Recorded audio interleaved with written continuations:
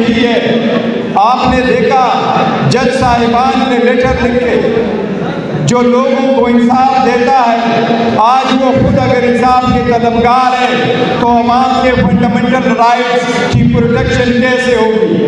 یہ بات پاکستان کی عوام آج باہر نکل کے جج صاحبان کو یہ پیغام دینا چاہتی ہے کہ پاکستان کے 25 کروڑ عوام اور ہر وکیل پاکستان کا آپ کا شانہ بشانہ انشاءاللہ تعالیٰ اس اسٹرگل میں آپ کا ساتھ دیں گے۔ ہماری کسی سے جھگڑا نہیں، کسی کے ساتھ ہمارا جھگڑا نہیں، ہم صرف اور صرف ایک بات کرتے ہیں، رول آف لا۔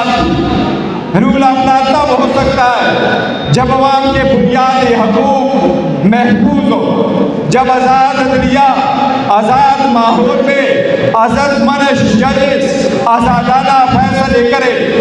ایسے نہ ہو کہ ججز کے گھروں میں ان کے واش روموں میں کیمرے لگے ہوں، ایسا نہ ہو کہ ججز کو ڈرایا دھمکایا جائے۔ ہم کوشش کرتے ہیں، ہم یہی سمجھتے کہ جو ہماری بہنیں جیلوں میں ہیں ان بہنوں کو ایک کے بعد دوسرے کیسز میں اریسٹ کرنا، عدلیہ کے آرڈر کو ہوا میں اڑانا ایک بنیادی حقوق تو کیا ان عورتوں کی ہیومن رائٹس کی وائلیشن ہے۔ ہم اس کی مذمت کرتے ہیں۔ عمران خان صاحب کے خلاف 203 کیسز بنائے گئے، یہ ساری پولیٹیکل وکٹمائزیشن ہے، یہ سارے فیک کیسز ہیں۔ اڈیالہ جیل میں جس وقت کیسز پروسیڈ ہو رہے تھے 14 گھنٹے ٹرائل ہو رہا تھا، میں نے جج صاحب سے ایک دن پوچھا کہ کتنا بریک کرو گے؟ جج صاحب نے کہا اتنا ہی بریک کریں گے جتنے میں ہم جمعہ پڑھ سکتے ہیں۔ وہی جج صاحبان اس نے صرف 2 دن کے اندر عدت والا ٹرائل کمپلیٹ کر لیا تھا۔ 8:30 بجے شروع کیا، 11 بجے تک ٹرائل چلا۔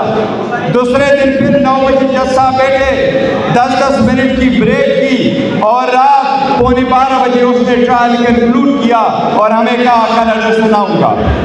اگر انصاف بنیادی اصولوں کو مد نظر نہ رکھتے ہوئے جج صاحبان فیصلے دے دے، وہ انصاف نہیں، وہ ناانصافی ہے۔ انصاف اگر بوقت نہ ملے وہ ناانصافی ہے۔ خان صاحب جیل میں ہیں، یہ پولیٹیکل وکٹمائزیشن ہے۔ ہم جج صاحبان سے بھی پرزور مطالبہ کرتے ہیں کہ اس کی جلد سے جلد رہائی ہو۔ بشرا بی بی کے خلاف ذاتی کوئی کیس نہیں ہے، صرف خان صاحب کو پریشر میں لانے کے لیے کیس بنایا گیا ہے۔